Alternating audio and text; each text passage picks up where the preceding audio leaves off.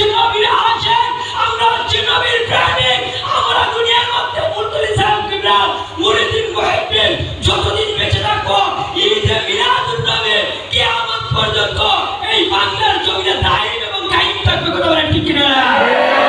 তোমরা যদি আমাদেরকে ঈদ মিলাদুন নবীর বিরোধী বানাতে চাও না কেন, এখান থেকে আমাদেরকে ডাইভার্ট করতে চাও না কেন, কনভার্ট করতে চাও না কেন, এখনো আলিম উলামা মরে নাই। তোমরা যেমন আলিম উলামা, আমাদের মধ্যে অনেক আলিম উলামা আছেন ইমদাদুল্লাহ মুআদ্দিনের পক্ষে ইতবাত করেছেন, সেটা তোমরা চলতে দেখো না।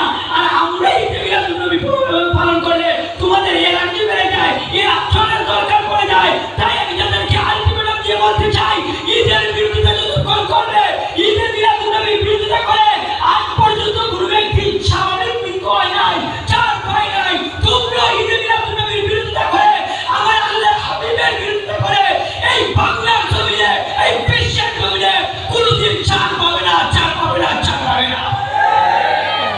মাঝে হাজির সময় সংক্ষিপ্ত, এখানে আমাদের আমার মুসলিম আছে, তাদের বক্তব্য আমরা শুনবো। আমি শুধু আমার বক্তব্য শেষ করার আগে একটি কথা বলতে চাই।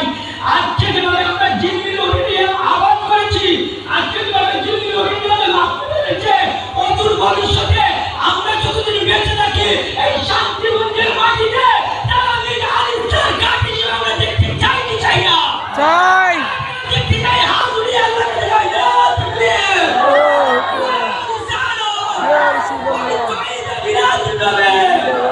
সবাইকে শুভেচ্ছা এবং অভিনন্দন জানিয়ে আমার বক্তব্য এখানেই একান্ত করছি। আসসালামু আলাইকুম।